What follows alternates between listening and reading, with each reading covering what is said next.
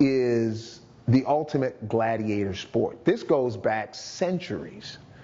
What American football has been able to do is capture what we had back in the days in Rome and this whole gladiator thing. They've captured it in the realm of legal sport where people don't die, contrary to what some people might think. And they've been able to capture that. That's the reason why this game is so exciting. It's not even, there is no other sport that is close to the National Football League in this country. And that you know, it's slowly starting to spread across the pond to other areas in Europe because there's something about the violence, the speed, the power, the combination of all this confluence of all these different things coming together. There's something about that is particularly, you know, tantalizing to the palate of a sports fan. Think about it. If you're watching a heavyweight fight and the fighters are just jabbing and circling the ring without getting into it, after a period of time, 10, 15, 20 seconds, the crowd's going to start going, whoo! And every time there's a crunch, every time there's a crack, every time somebody puts somebody on their back, whenever that contact's made, you hear noise. That's what they paid their money. They're only upset when it's their player getting knocked out. But as long as their players are doing the hitting, that's what the game is about. It's always been about that. I know we're here for your entertainment, but after this game is over, after you leave the stands, after you paid your money, after we get our salary, we still got to worry about quality of life for the rest of our lives, and the fans sometimes lose sight of that. Oh, can you help me, please? I don't know any professional football players played healthy, 100% healthy, more than a month. They used to call us the diehards. We never came out of the game, played hurt. There was pressure on you to play hurt because if you didn't, they'll put someone else in there to replace you, and you wouldn't be around.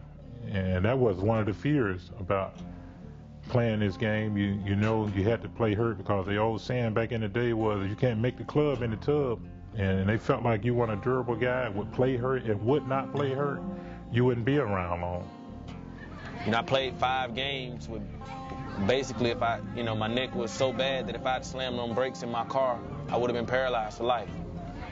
And I'm out here playing football, and I strictly remember going out there and tackling Donovan McNabb with no helmet. Because, you know, don't stop during the play. He was there, I had to hit him.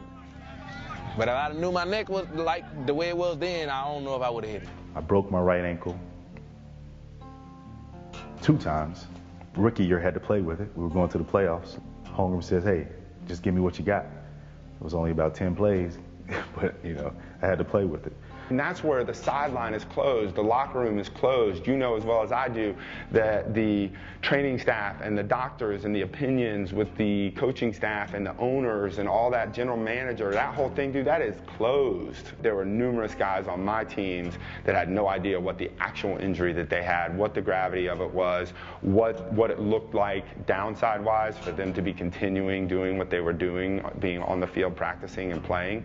I know that wasn't open. You know, when I go back and read the reviews, because I've gone through and I've read my full file from the team, and I know what happened and how I felt, and then I look at what they wrote about that injury, I'm like, why? You know, I tore the bichondral cartilage in my chest, and I remember the injury, mild pec strain is what was written, or mild chest strain or something is what was written on that thing. And I mean, it still clicks and pops. Give me your list of injuries that you had in the NFL. How long do we have? I tore the cartilage in my left knee. I have a half a kneecap right now. Played a couple games on it, got worse. There goes my groin, my hamstring. And then I hurt it again. Tore the myelin ligament out of my shoulder, had surgery on that. Everything basically tore. Numerous hamstring tears. Knee sprains. 2 surgeries on my left knee, 3 surgeries on my right knee. I've had 2 surgeries on this elbow. With the obesity of guys after football, every year, gain weight. It was either eat or you won't have a job. I played with a broken ankle for 3 games. Dislocated shoulder. Shoulder Surgeries. Pounding. Ankle sprains. I've torn this right pec. Cracked kneecap. I tore my left pec. Broke the ulna. My spine is straight. It should be curved. Tore my quad muscle. Pounding. It kept breaking. You twist both my ankles. I tore my knee up. Sprained MCL. Now, how did my ankles get twisted? and the man hit me in the chest. Pounding, numerous stingers, torn hamstrings, dislocated shoulder, both sides. I have a lot of headaches, constant headaches, weakness in my legs, could barely walk, numbness in my hands, numb, feet numb, sensitive to bright light, mood swings, my mood swings, ripped out my tore my finger and then surgery, ripped out my second ankle, and in my mind I was thinking, I'm hurt. How many concussions have you had? How many concussions did I have? It's probably more than I can remember. Totaled them all up, probably about 8 to 9. Probably close to 15 to 20 times. At least 10 times. I've had my bell rung over 20 times. Honestly, I don't know. I've had a few. Yeah, I had several of them. I know I had a concussion every camp. At least one dinger every game. 20, 25 times in a 10-year career. From what they didn't tell us when we were coming in, probably 20 plus, easily. Nobody knew exactly what a concussion was. You thought a concussion was when you would sleep out on the field or when somebody see your arm gets tight after getting knocked out. A concussion can be as soon as you see stars, or if you have a quick loss of memory after you take a shot to the head. A lot of times we call it ding, but you know, in the doctor's world, what we're learning now, it's a concussion. So if you think about a concussion, it's a violent shaking of the brain inside the cranial cavity. When that happens, you can have multiple parts of the brain that might be impacted, and therefore you have neurons. We have billions of neurons within the brain, and depends on which ones are stretched that dictates the symptoms. But the hallmark symptoms are usually a headache, blurred vision, dizziness, concentration problems, balance problems. With the ones that are a little more serious, they'll sometimes develop nausea and vomiting, and those are the ones we have to really be careful about. Loss of consciousness. I think it's really important to emphasize that while for many years coaches, parents, athletes focused so much on loss of consciousness as sort of that hallmark, that if there wasn't loss of consciousness, then they hadn't sustained a concussion. And less than 10% of all concussions involve loss of consciousness. So it's just important to point that out. I think the layers that are going to be eventually peeled back from this is going to be remarkable when it comes to concussions. I think we're going to learn more and more about it, and it's deeper and worse than we ever imagined. When I remember knocking myself out, now that I remember, they threw it to a guy in the flat, tight end, and he had at least 5-6 steps to get his momentum going. I don't know if it was more of an inside zone play, and I bounced it outside, and I was, going towards the sideline to turn up the sideline. And of course, being a running back, I saw safety coming. I remember hitting Mike Allstott one time when he was with the Bucks, and he's a big guy.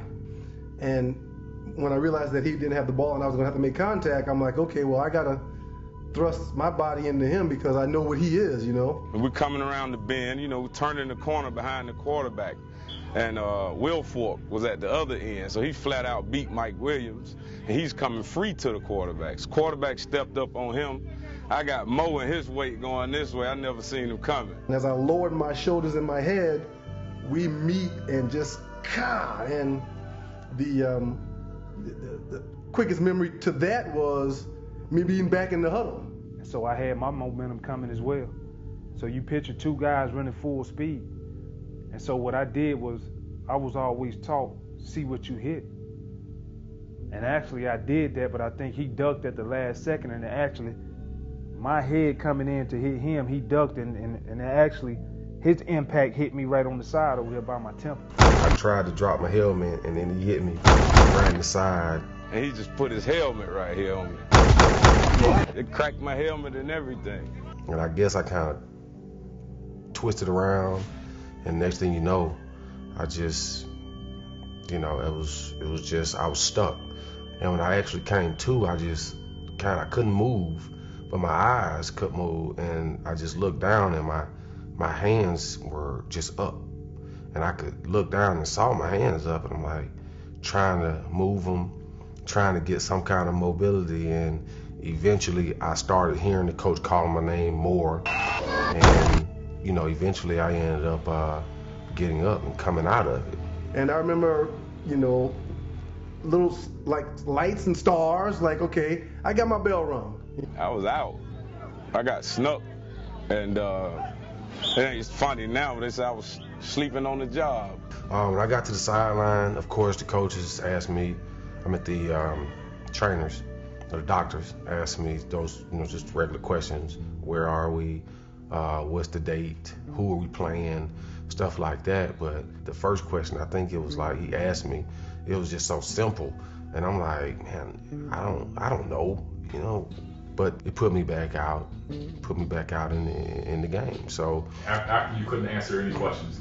After I couldn't really answer any questions, it was more of a, hey, we gotta go. We don't have another running back. The young guy got hurt.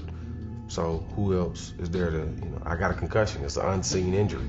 It's something that you really can't see and you really can't diagnose right now on the sideline. So what's the chances? And they just put me back out there. Of course I was playing the next week. Oh, so you did play the next week? Yeah, I played. I didn't practice all week though, and I shouldn't have played the next week. That's the worst game I ever had in my career, ever. Yeah? Yeah. How long did it take you to recover from something like that? I don't think you do. I mean, I was okay. I was okay going back, you know what I mean? I think I had 2 more games that year. But that next game is like you 2-3 steps behind, you know what I'm saying? I played left tackle. I went that whole season, hadn't given up a sack, and now I was at 2 sacks. Wow. In the first half. You know what I'm saying? The guy running, I'm still on the line. I came to a quarter late on the bench, and I was like, what happened? He was out of the game. I was out of the game until I eventually went back in. I mean, you got to tell me I can't play. If I think I can play, that's cool, but I don't have no expertise in concussions. After that game, when I went to get checked the next day, they checked my neck to see if I had a neck injury. And of course that came up clean. I didn't have a broke neck or disc or anything wrong, but they never investigated to see or to diagnose me to see if I had a concussion. So honestly, I played up until the Cincinnati game, which I think was about 10 games later. So I played 10 more games after that initial hit. When I woke up the day before that Cincinnati game and I had a migraine headache, and I just knew that morning I felt like I wasn't myself. Something's wrong. And I couldn't eat again. And I actually asked the doctor, hey, is there any way you can test for concussions? And he was like, yeah, we have to do the baseline test, of course. And he was like, we'll just do that tomorrow. And just as sure as that, after the game, the next day I went to get checked out. I was on IR that night because I was diagnosed with post-concussive syndrome. But this came from week 1, and nobody ever checked me for concussions, and I just knew something was wrong. And that was your last game? That was my last game. That was it. That was the last one. Guys are worried about it now because the ones who always knew they thought they get dinged, now you're finding out more information. You're like, damn, I had a concussion. And now you're seeing the stuff with Dave Dewis, and you're seeing the blotches or whatever they say, like on the brain, like the damages and stuff. Yeah. That ain't by accident. They tried to charge a lot of that to the game by saying, well, that could have been just natural wear and tear of some of the older players back. No. Man, this is consistent. You know what I mean? So that's big for me. And it's so deep, it really makes you wonder, like, if I had a son, do I really want him to play this game?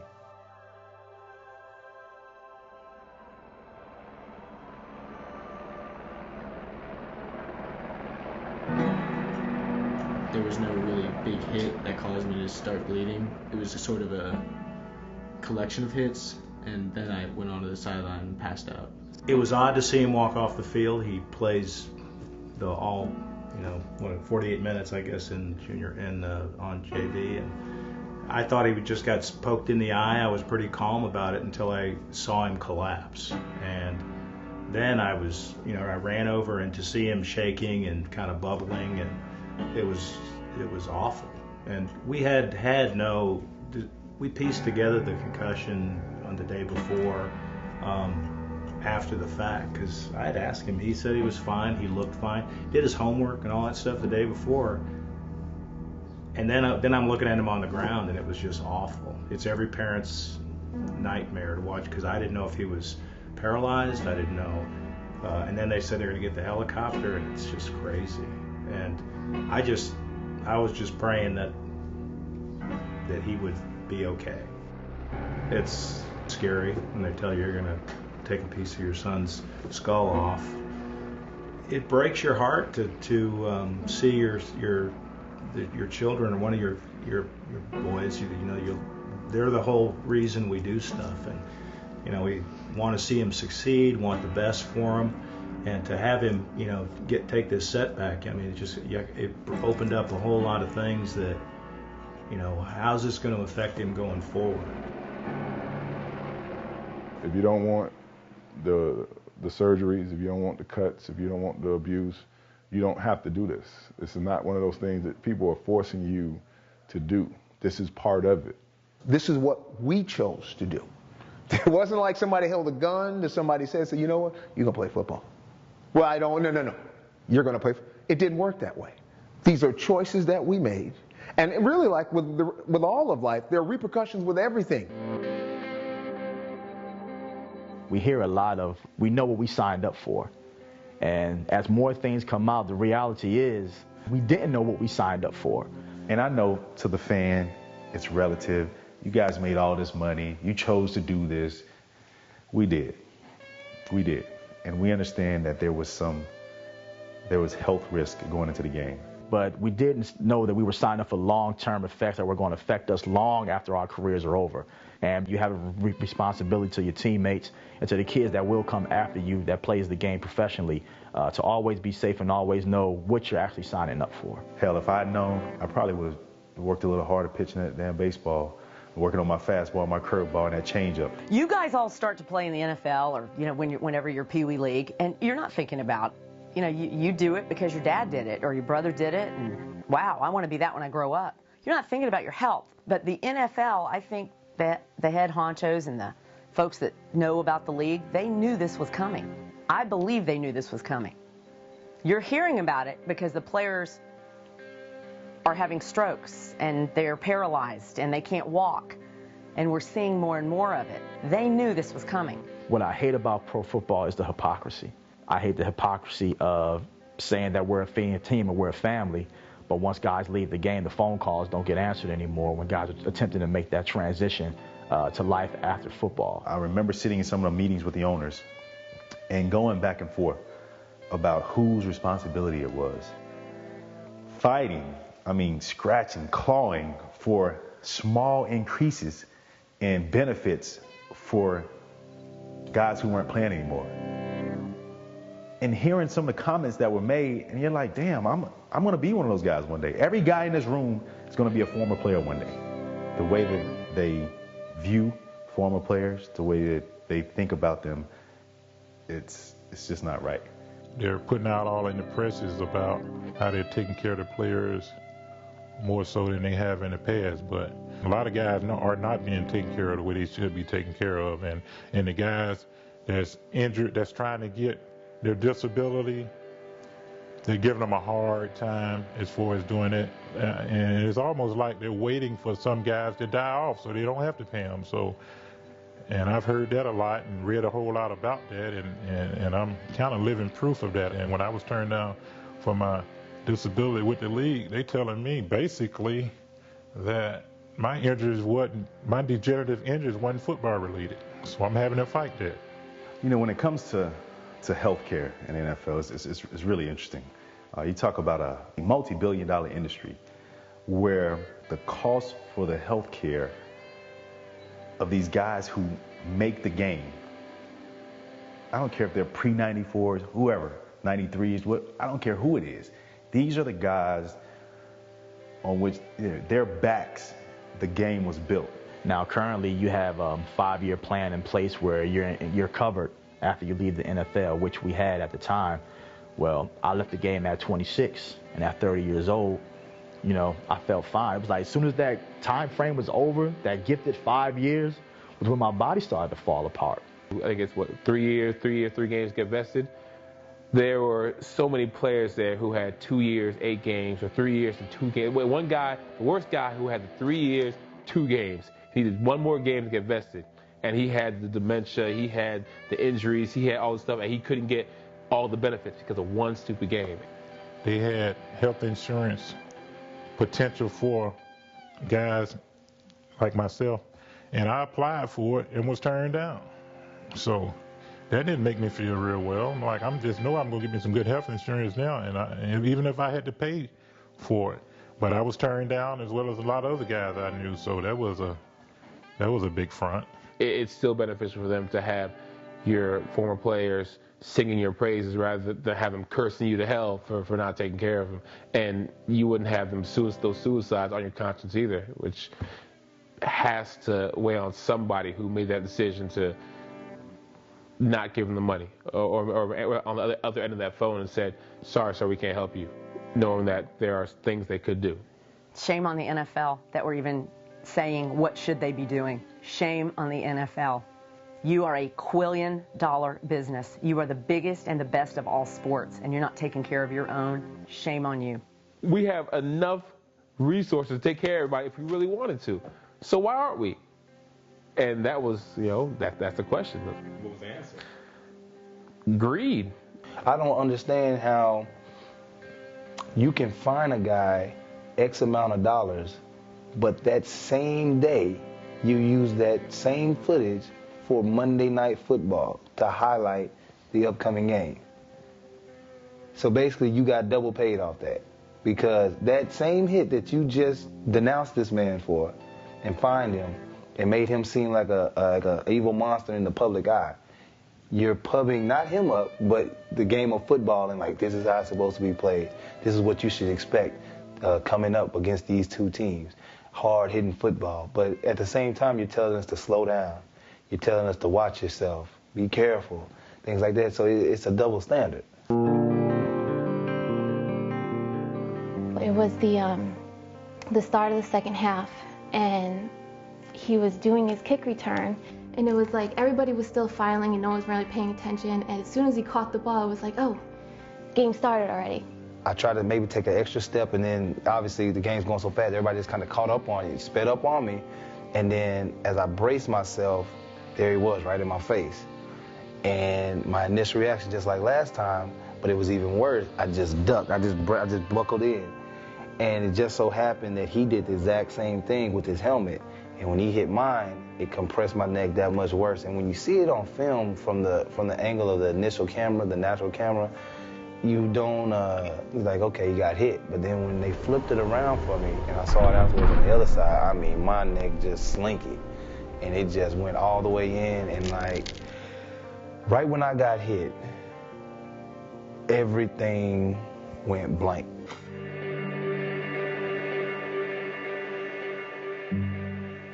When I hit the ground, a lot of people thought I was unconscious, but I was totally conscious.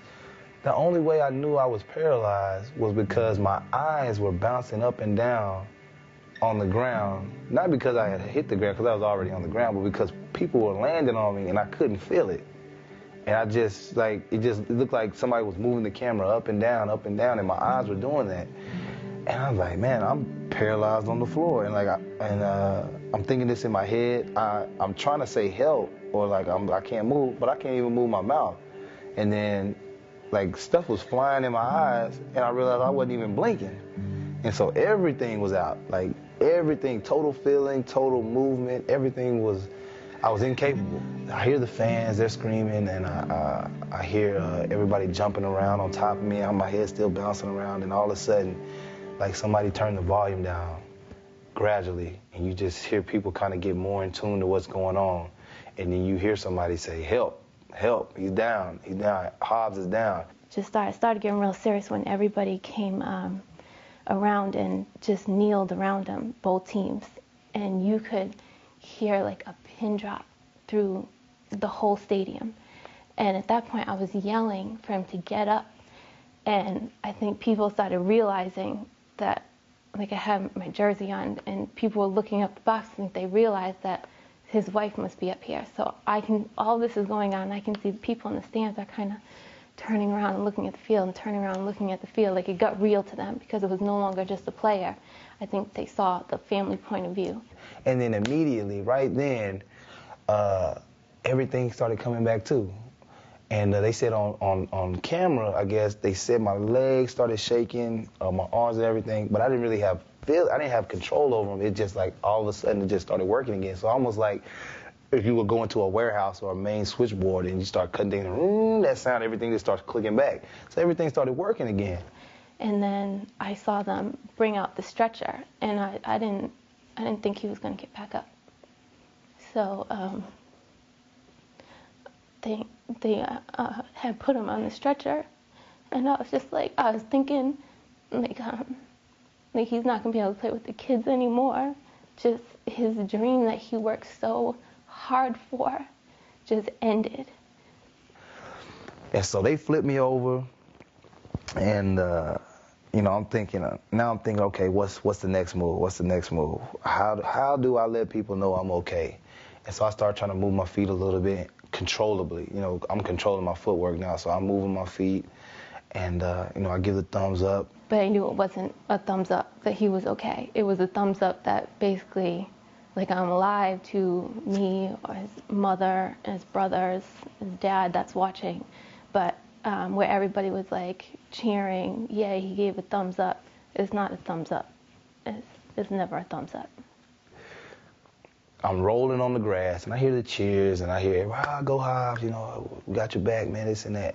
But I knew exactly when the gurney left the grass to when that wheel made contact on the pavement to go underneath the tunnel. I heard the change, and as soon as it hit the tunnel, the whistle blew, and I said, they forgot about me. I say, I'm no longer cared about. Whatever prayer or whatever everybody was thinking about, it's actually transitioned back into the football game. And I don't know, it was 1st and 10. Mike took the field, and I just, as I was rolling off, I was looking up in the sky. As soon as I heard the whistle, I just closed my eyes. I said, it's over. I know he's trying to do like the workman's comp, and you would think, the doctors have said like his neck is okay, but say if he were to get in kind of a car crash, he'd be more susceptible to be paralyzed. So he needs to kind of get that other surgery, but we cannot get this other surgery because they keep delaying these rulings and trying to work out workman's comp. And they gave his next, this was last December. He went up there, it still couldn't get done, and then they gave us the date of next December. So they're trying to drag it out, and you would think somebody needs this surgery but can't get it until this is done. They would kind of move the process a little along, but they're stalling it. This is the Eagles? No, or the NFL? This is the NFL. So, no, I think they don't care anymore. You don't play for somebody, they no longer care. And I think the same thing happened, I might get in trouble for this, but the owner of the Eagles never called him to see how he was, never said anything. Would pass, Ellis has told me he's passed by him, like when he went back to work afterwards, and still never said anything like, how you doing? You would think, that's like your head boss, you would be concerned. But I think it's more, we paid you this money and now we lost out on it because you can't play. It's bullshit, but that's the nature of the league. Yeah. How does that make you feel? It makes me angry.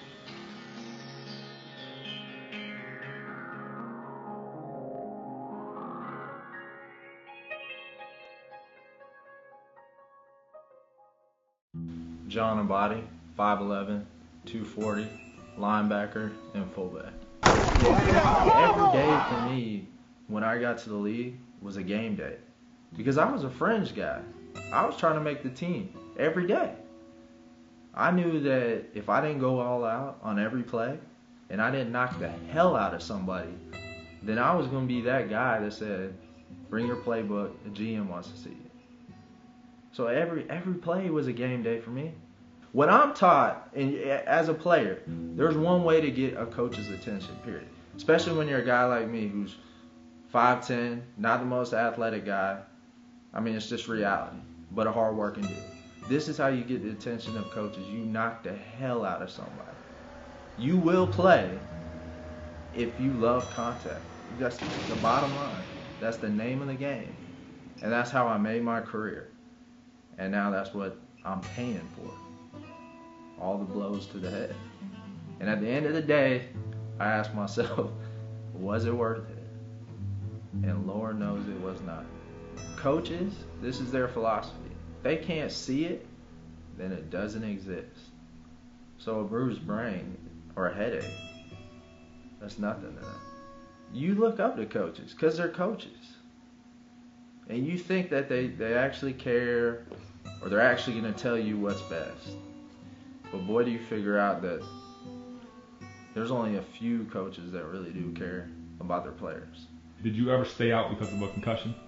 I only stayed out one time, and that was the end of my career. And I had a concussion 3 days before in practice, and the next day, terrible headache, couldn't concentrate, going through meetings. So I said, look, it's 3 days till the game. Let's see if I can get through it. First kickoff, ran down there, bam. Next thing I know, I'm in the hospital getting a CT scan. And that was it. Let's fast forward to a typical bad day for you. A typical bad day with me, I'll wake up and I'll have a massive headache. Usually right here on the left side of my head, I can pinpoint it. Sensitivity to light, unbelievable fatigue. Like just to walk is you know, a tough thing to do on bad days. My list of pain pills starting freshman year of college would be Vicodin, Percocets, Toradol before every game. I never played a game without a Toradol shot since my freshman year of college. And to have to get shot up before every game and then find out from doctors that Toradol is the worst thing that you can do when you're having concussion issues. It's scary. You know what's frustrating, Dorsey, is I call the neurologist, I don't want to say names, but he is on the board, the NFL board. He's the head neurologist. I've left him 4 messages.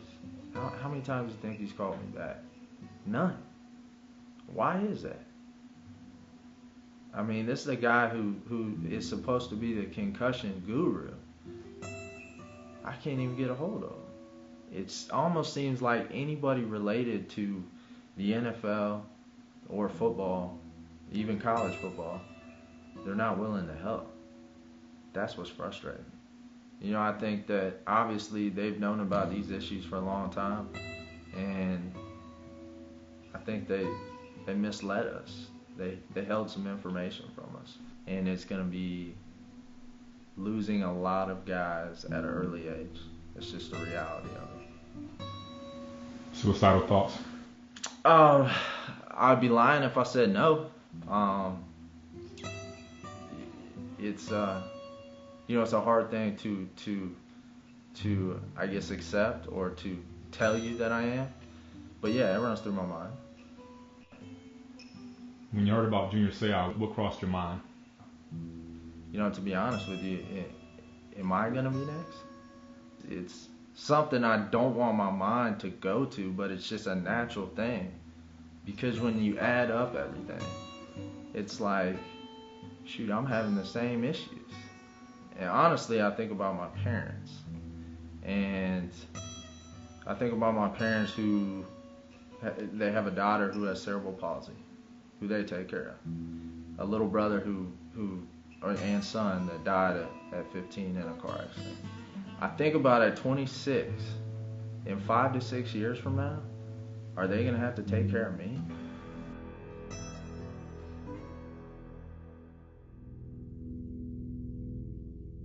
After I left the NFL, I came an intern with the Detroit Lions scouting department.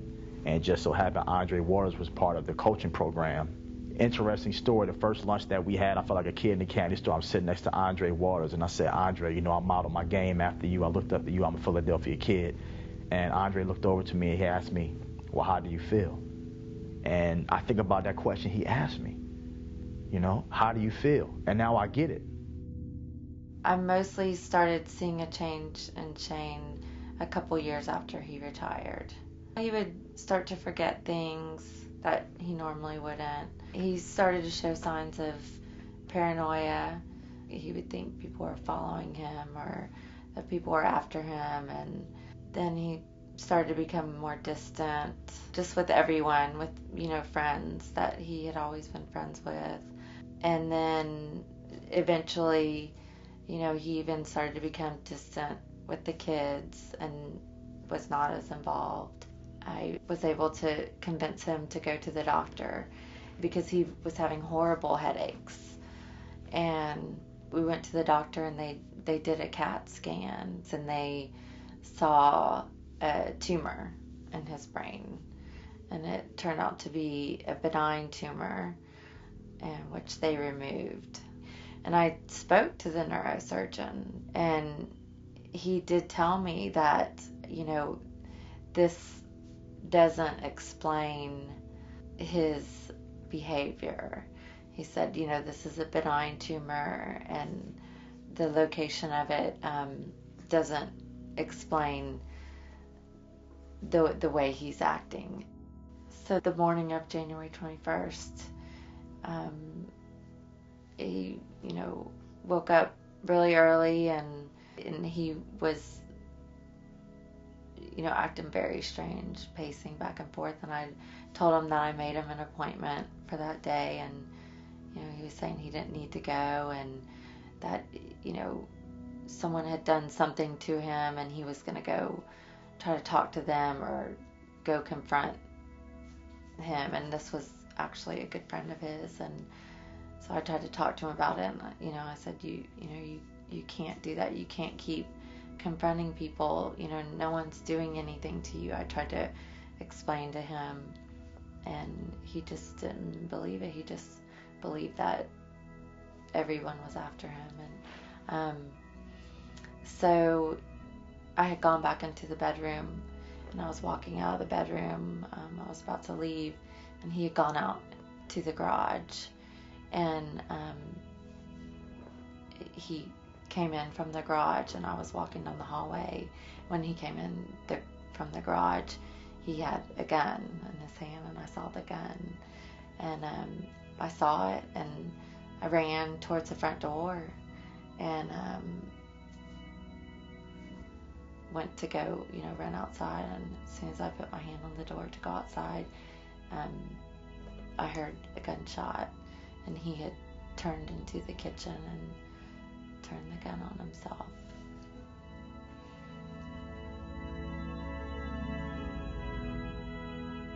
I feel bad for not only them and their families, because like you said, if a man commits suicide, how bad does he have to be hurting? How hopeless does the situation have to be? And part of that is the answers that he's getting on the other end of the phone when he calls up the NFL and is asking them, hey, I played for you guys for X number of years. I gave you everything. Was the NFL there for him after his years of retirement? No. Not at all? No, and actually, and we haven't even heard from them. We have not even heard from the NFL since he was diagnosed, since they studied his brain tissue and he was diagnosed with CTE. So we have, you know. We never heard anything, nothing ever from the NFL through all this, or through this whole ordeal. Nothing. No. Obviously, you guys miss him terribly. We do. We miss him terribly. And, you know, there are times, you know, that the girls, you know, important events in their life, that the girls, you know, are really sad that he's not there. I talked to Broderick Thomas. He's an old linebacker, played for the Dallas Cowboys for a while, so you may be familiar with him, maybe not. I talked to him a couple of weeks ago to be interviewed, and he's in his early 40s, already been diagnosed with dementia. The conversation I had with him, I almost cried. I really didn't, because he was hurting. He wasn't right, and I could feel it. And I'm sure his wife is worried. I'm sure his kids are worried. If you had a chance to talk to somebody's wife who's going through this, and you can see the path he's going down, it's clear as day where he's headed. What would you say to that wife? You know, if I could speak to the wives, I would, you know, definitely tell them, you know, exactly what I went through and the progression, and you know,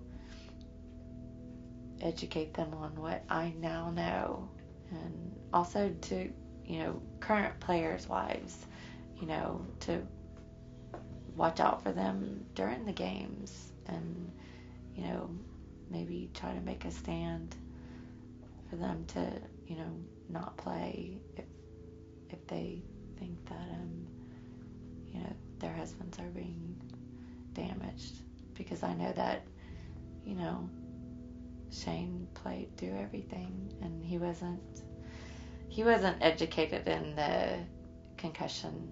He never talked about concussions. You know, he would say he got his bell rung, or he, you know, got a stinger, you know, blurry vision after games, terrible headaches. But that wasn't something that you could see in an x-ray the next day. So he just would go back out to practice on Wednesdays and hit hits again.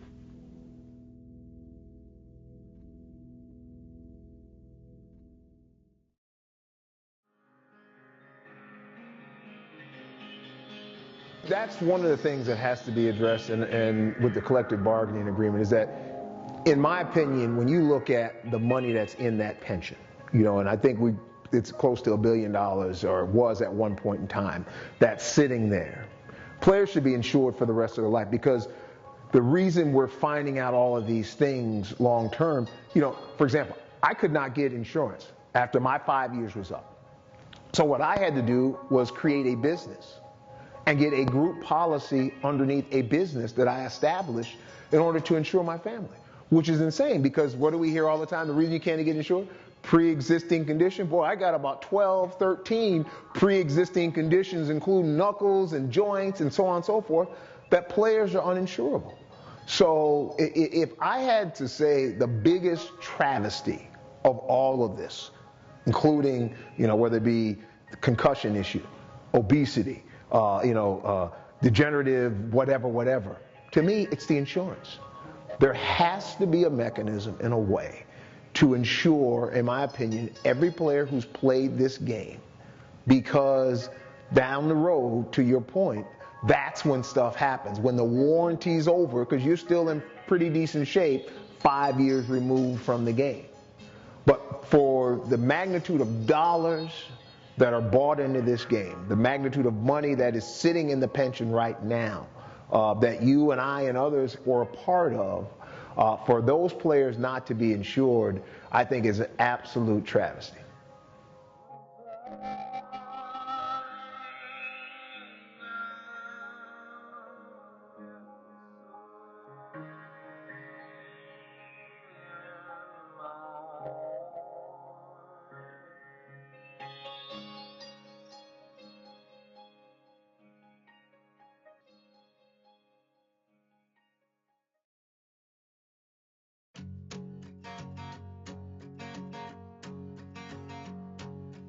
Football is the sport of kings, sure as hell better than diamond rings. But if flying helmets ain't what they want from me, I'll sit right back and sing about my football days in Nashville, Tennessee. Are you ready for some real football?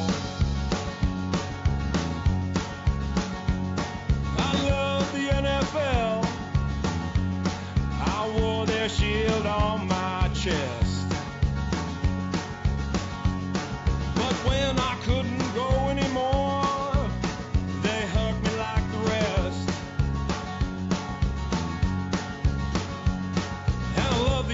they don't give a damn. They'd rather kick you back on Uncle Sam. I love Jerry Jones. I want to be a cowboy. But he'd rather have crooks from video games and fire the great Tom Landry. And fuck Mike Martz, I never liked him anyway. Should have stayed my ass in New Orleans. Where